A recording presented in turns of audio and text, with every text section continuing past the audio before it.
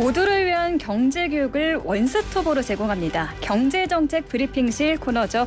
오늘도 권혁준 경제평론가님과 함께합니다. 화상으로 연결합니다. 평론가님 안녕하세요. 네, 안녕하십니까. 네, 한 주 잘 보내셨어요? 네, 잘 보내고 있습니다. 네, 요즘 제 지인들이 평론가님 네. 얘기를 그렇게 많이 하세요. 너무 그래요? 네, 그 유익한 정보들을 되게 쉽게 알려주신다고 해서 팬이 굉장히 많습니다, 지금. 네, 감사합니다. 오늘 더 좀 잘 알려주셔야 돼요. 네, 그럼요. 생생경제 덕분에 이런 기회가 있는 것 같아서 아마 저뿐만 아니라 이 청취자분들도 아마 좋은 정보를 빠르고 쉽게 좀 알 수 있는 것 같아서 참 좋은 프로그램 같습니다. 네, 맞습니다. 너무 감사드리고요. 자, 본격적으로 이야기해 볼게요. 정부가 최근에 제2차 비상경제 민생회의를 열고 자영업자 소상공인 지원, 또 주거 관련 금융부담 지원, 청년 재기 지원, 서민 금융 지원 등 총 4가지 지원 정책을 발표를 했습니다. 하나하나 어떤 내용인지 살펴봐야 할 것 같은데 지금 가장 이슈가 되고 있는 게 바로 청년 재기 지원 프로그램이에요. 지금 뭐 형평성 논란이 굉장히 뜨거운데 영끌, 비투하는 청년들에게 세금을 써서 원금을 탕감해준다. 이렇게 알려져 있거든요. 팩트체크를 해봐야 될 것 같아요. 이게 맞나요? 이게 반은 맞고 반은 틀린데요. 이제 많은 분들이 가장 오해하고 있는 것이 네. 그 청년들의 빚을 그 원금을 탕감한다 이렇게 알려져 있는데 사실 원금 탕감은 아니고요. 네. 이자 탕감이 맞다. 어. 이렇게 보시면 되겠습니다. 그래서 그것도 모든 영끌 비투에 대한 뭐 청년들이 아니라 만 34세 이하이고요. 신용평점 하위 20% 이하이신 이런 청년들에게만 또 해당이 되거든요. 이게 이제 팩트라 보시면 되겠고요. 이번에 나온 청년 특례 프로그램이 그 이자 감면 부분에서 아까 말씀드렸던 이자 감면이 채무 과중도에 따라서 그러니까 소득과 재산에 따라서 저신용 청년에게 한 30에서 50%의 이자를 감면해 주는 거예요. 그러니까 예를 들어서 청년이고요. 저신용 청년입니다. 내가 이제 이자를 한 10% 정도의 대출을 받고 있는데 이게 이제는 채무 과중도가 높은 거죠. 예를 들어서 다중채무라든지 그래서 이런 저신용 청년에게 금리를 한 3에서 5%포인트 정도 감안해 주면서 네. 감면해 주면서 이자를 좀 낮춰주는 거죠. 이자를 근데 그러니까 이게 탕감하는 게 맞네요. 네, 이자를 감면해 주는 게 맞고 네. 원금은 아니다라는 게 팩트입니다. 그래서 많은 분들이 이제는 이 원금까지 탕감한다, 원금을 감면한다 이렇게 보고 있는데 그렇지는 않다. 그래서 이자 감면이 팩트고요. 네. 상환 유예 프로그램도 있습니다. 그러니까 이것도 좀 오해가 많은 게 네. 그 원금 상환 유예 프로그램은 예전에도 있었어요, 사실. 근데 이게 차이점이 뭐냐면 과거에는요. 약정 이자율이 최대 15%였습니다. 그러니까 내가 원금 상환을 유예하는 동안, 그러니까 안 내는 동안 이게 최대 3년인데 15%의 이자를 냈었거든요. 네. 약정 이자율을. 근데 이게 이번에 저신용 청년들에게는 한 3.25%의 이자율을 적용하다 보니까 훨씬 더 사실 유리한 건 맞죠. 이자율이 그래서 상당히 좀 커지긴 했네요. 네, 그러다 보니까 사실 원금 유예 기간 중에서 이렇게 청년 특례 프로그램을 하다 보니까 확실히 과거에는 말씀하신 것처럼 과거에는 약정 이자율이 15%니까 좀 부담스러웠는데 이번엔 청년 프로그램을 통해서 이자율이 좀 낮아지다 보니까 상환 유예할 때 조금 더 청년들이 빚을 갚아나갈 수 있는 이런 기회가 마련된 거죠. 그래서 이번에 이런 프로그램들이 좀 나아졌다라고 생각을 해봅니다.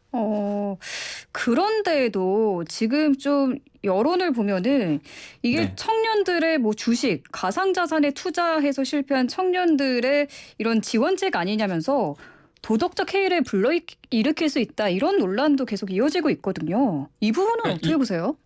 이게 사실 정부가 좀 자초한 일입니다. 왜 그러냐면 그러니까 정부가 이런 얘기를 했어요. 관계자가 현실을 좀 더 생동감 있게 표현하다 보니까 발표 자료에 투자 손실 얘기가 들어갔다라고 하면서 이렇게 인정을 했거든요. 사실 저도 그때 이제 공문을 봤는데 저도 네. 깜짝 놀랐던 게 보통 청년 지원 정책 때 그런 내용이 없었거든요. 과거에는. 그러니까 예를 들어서 투자 손실에 대한 얘기가 나와요. 공문에.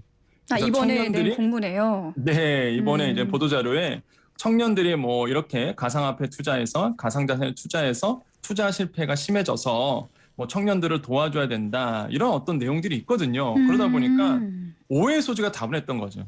그러니까 원래부터 사실 이런 저소득 청년, 저신용 청년에 대해서 뭐 기존 금융회사가 자기 고객 대상으로 해서 채무 조정도 해줬었고요. 또한 신용회복위원회를 통해서 금융권 공동으로 채무조정도 있었고요. 법원의 회생 절차도 있잖아요. 어려운 분들을 위해서 재기 프로그램은 원래부터 있어 왔습니다. 그런데 이번에 이런 재기 프로그램을 발표를 하면서 하필 예를 든 게 이런 그 투자 실패에 대한 얘기가 나오다 보니까 당연히 듣는 입장에서 국민 감정에서는 이거를 왜 도와줘야 돼? 이런 투자 상품에 대해서 실패한 것까지 왜 우리가 세금을 써서 이자 감면을 해줘야 돼?라고 당연히 국민 감정을 좀 건드린 부분이 있었죠. 그래서 좀 표현이 너무 거칠었다. 네. 그러니까, 사실 이러한 프로그램들은 있어 왔었고요. 과거부터.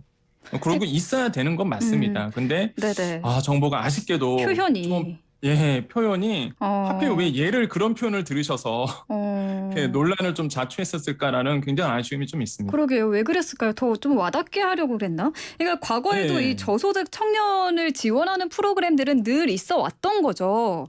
그렇습니다. 그런데 이번에 뭐 투자 손실이라는 워딩이 들어가면서 이 지원 내용을 자세히 모르는 국민들이 들었을 때는 이게 뭐 비투 청년들의 빚을 세금으로 뭐 탕감해 준다는 거야? 이렇게 충분히 오해할 수 있는 부분이었던 것 같네요. 네, 맞습니다. 네, 그럼 청년 지원, 재기 지원에 대한 거는 여기까지 보고요. 다른 지원 내용을 좀 자세히 봐볼게요. 소상공인 지원 정책에는 어떤 내용이 들어있나요? 이번에 또 한 축에 뭐였냐면은 정부의 이제는 민생 활성화 방안에서 지원 정책에서 아까 얘기했던 청년 지원책도 있었지만은 또 하나의 축이 이제 소상공인 지원 정책이었습니다. 네. 대표적인 게 새출발 기금이라고 있어요. 이제는 이게 옛날에는 가칭이었는데요. 지금 이제 발표를 통해서 새출발 기금 이제 설립이 됐고요. 요거는 뭐냐면 부실채권 매입을 합니다. 한마디로 이제는 소상공인들이 대출을 얻었는데 이것에 대해서 이제는 부실해진 거죠. 채권 자체가 못 갚다 보니까 빚을. 그래서 이런 것들을 상환 일정을 조정해주고 또한 금리라든지 원금 감면을 좀 해주는 채무조정 프로그램이라 보시면 되겠고요. 네. 사실 자영업자 같은 경우에는 사업하다가 좀 어려워진 부분이 있거든요. 특히 코로나19 때문에 정말로 만나보시는 자영업자들 대부분이 코로나의 영향을 안 받은 분이 없습니다. 맞아요. 대출로 연명하셨거든요. 그래서 이러한 그 대출로 연명하다 보니까 약간 부실 채권이 좀 나올 수밖에 없는 이런 부분들이 있기 때문에 이것에 대해서 상환 일정을 좀 조정해 준다든지 아니면 금리나 원금을 좀 감면해 주는 이런 채무 조정 프로그램이 나왔고 많은 분들이 궁금한 게 그럼 새출발 기금이 언제 시작하느냐 이게 가장 궁금해하세요. 그래서 지금 스케줄이 나온 거대로 말씀드리면 일단 8월과 9월에는 시행령 등 이제 개정으로 들어가고 그다음에 9월 하순경부터 시행 예정으로 되어 있습니다. 그렇기 때문에 조금만 더 기다리시면 소상공인 분들 이런 새출발 기금에 대해서 어느 정도 지원을 받을 수 있게 되고요. 그다음에 또 아셔야 되는 게 저금리 대안 프로그램입니다. 이게 아마 제가 봤을 때 소상공인 분들에게는 큰 힘이 될 것 같아요. 왜냐하면 대환이잖아요. 그러니까 고금리 대출을 받으신 분들이 이제 저금리로 전환하는 상품이거든요. 이게 뭐 지원 대상을 본다 그러면 금리 7% 이상으로 이제 은행이나 비은행권 대출 중인 코로나19로 피해를 받으신 소상공인 분들이 뭐 개인 기업은 5천만 원, 법인은 1억 원 한도 내에서 저금리로 좀 바꿔주는 부분이 있습니다. 근데 소상공인들이 이 라디오 방송을 잘 들으셔야 되는 게 대환 프로그램이라고 하면요. 이번에 나왔던 게 특징이 두 가지로 나눠져요. 하나는 보증 사업이 있고요. 하나가 대환 대출 사업이 있습니다. 이게 하나가 아니거든요. 그러니까 보증 사업 같은 경우에는 금액이 커요. 8조 5천억 원 정도인데 이게 금방 말씀드렸던 금리를 7% 이상 금리를 좀 저금리로 바꿔주는 그래서 보증을 서준다는 얘기입니다. 이런 얘기고 아예 중개부에서 대환 대출 사업을 합니다. 이게 7월 말에 시작을 해요. 이거는 꼭 아셔야 되는데 비은행권 대출을 받아서 성실 상환 중인 저신용 소상공인이 대상이 됩니다. 이거는. 그럼 한 번이라도 안 냈던 분들은 제외가 되나요? 대상에서? 다시 한 번 말씀해 주시겠어요? 그러니까 한 번이라도 이 대출을 갚지 않으신 분들은 제외가 되는 건가요? 그렇죠. 이거는 대환 대출이다 보니까 이런 고금리 상품을 저금리로 바꿔주는 거거든요. 그래서 이제는 대출이 없으신 분은 이제 해당 사항이 없는 거고요. 내가 이제는 이렇게 코로나19로 인해서 소상공인 대출을 받았는데 비은행권에서 근데 고금리로 이제 받은 거죠. 그래서 이런 고금리 대출을 이제는 저금리 대출로 바꿔주는 건데 이번에 나왔던 이 대환 대출 사업은요. 네. 최대 3천만 원 한도로 해서 이게 대안이 됩니다. 그다음에 대출 사업이다 보니까 아까처럼 말씀드렸던 보증은 아니거든요. 그러니까 직접 대출 사업이기 때문에 이게 굉장히 혜택이 클 거예요, 아마. 근데 중요한 게 네. 이 대출, 대환 대출 사업이 7월 말부터 들어갑니다. 그러니까 이게 언론에 대환 프로그램이라고 나오는데 이게 네. 보증 사업과 대출 사업이 서로 나눠지는데 이게 9월 말, 10월로 알려져 있어요, 지금. 그거는 네. 대환 보증 사업. 정부가 이번에 마련한 대환 보증 사업이고 7월 말부터는 대환 대출 사업이라고 해갖고 대환 대출 사업이라고 해서 중기부가 진행한 게 있습니다. 금액은 작아요. 한 2천억 정도가 되거든요. 그러다 보니까 이 상품 대환 대출 사업은 7월 말부터 들어가고 조만간 아마 이것도 시행 공문이 나올 겁니다. 그래서 네네. 꼭 모니터링을 해주셔야 되겠다고 말씀을 드립니다. 그럼 앞서 말씀해주신 저금리 대환 프로그램 있잖아요. 이거는 10월부터 시행이 되는 거죠?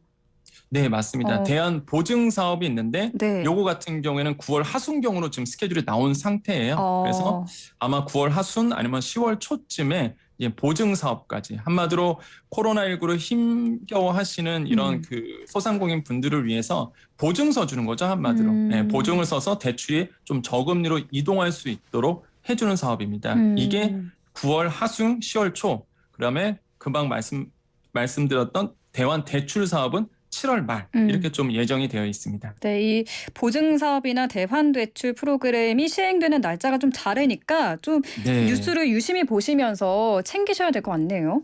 맞습니다. 이번에는 주거 관련 금융부담 경감 지원 정책에 대해서도 좀 알아볼게요. 네. 정부가 주택 구입 차주의 대출이자 부담을 완화하고 전세 등 실소유자는 충분한 자금 지원을 통해서 주거 비용 부담을 완화하겠다 이렇게 밝혔는데 세부 내용을 좀 쉽게 짚어주시죠.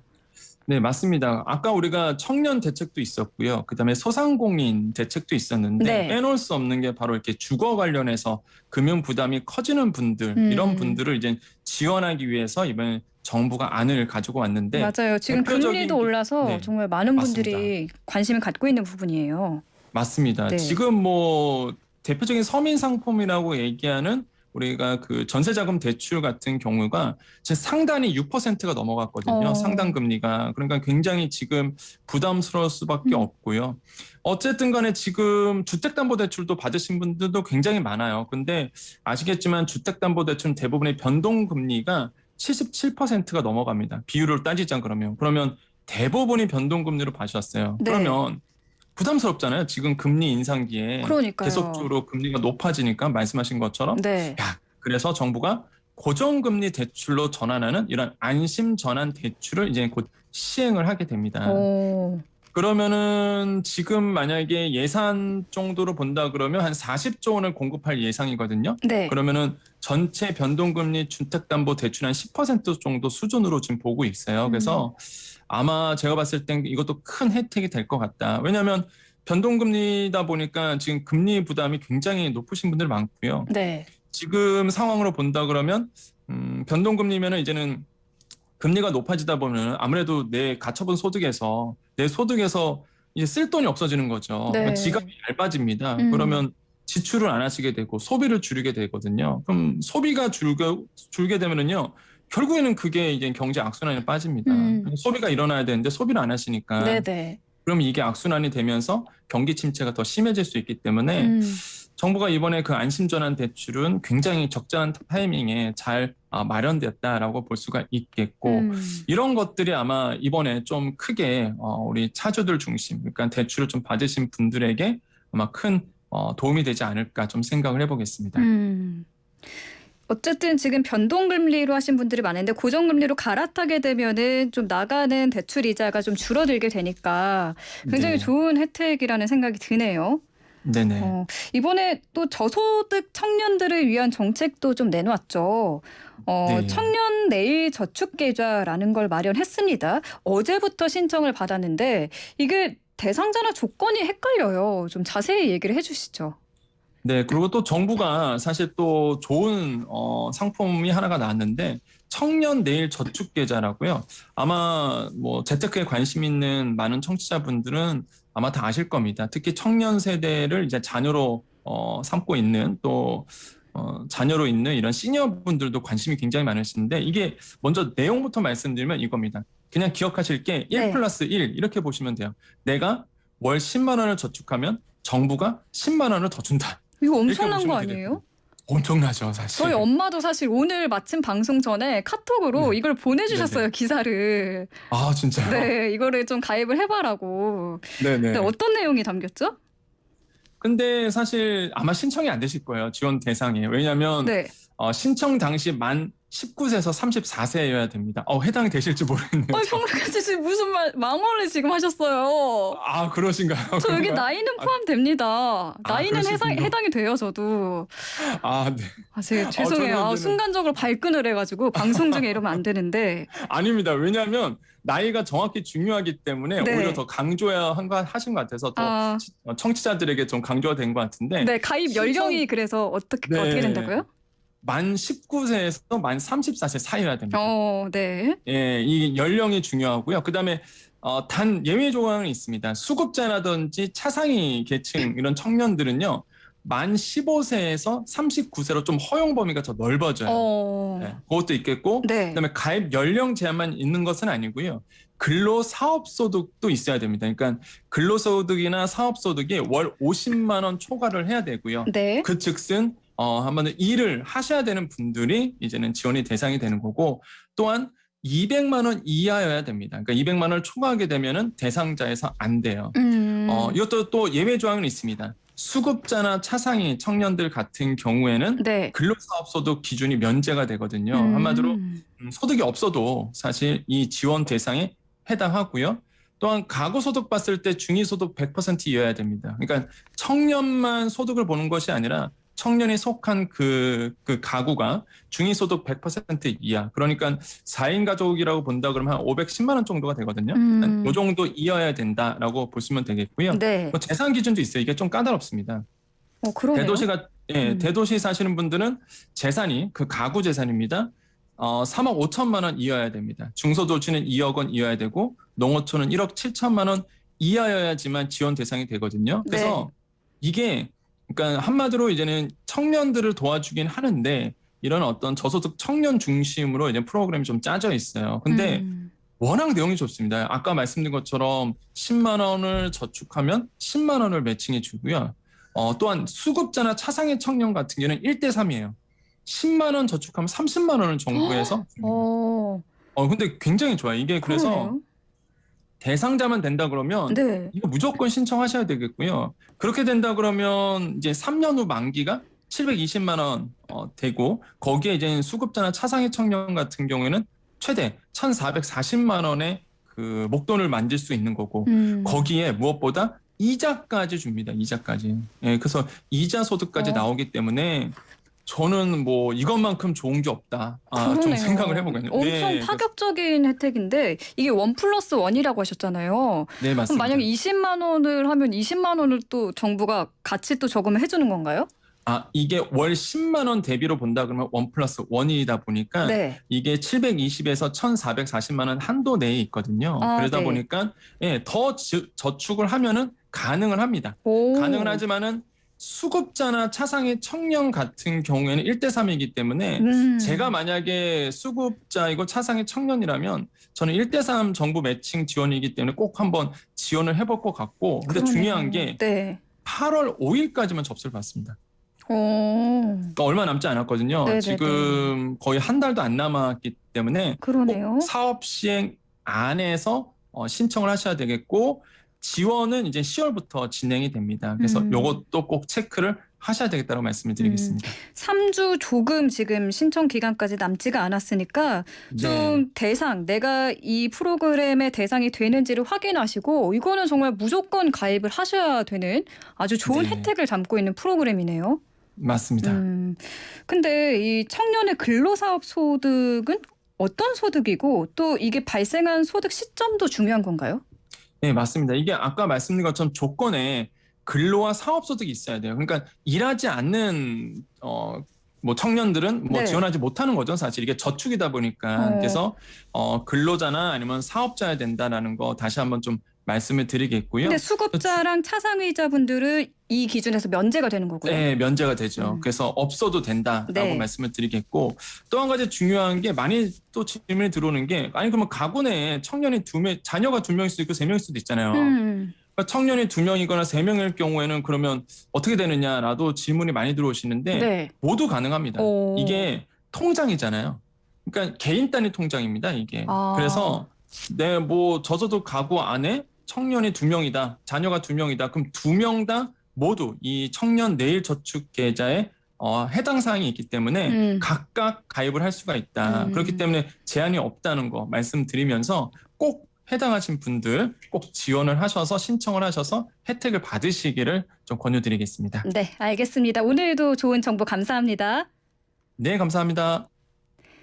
지금까지 권혁중 경제평론가와 함께했습니다.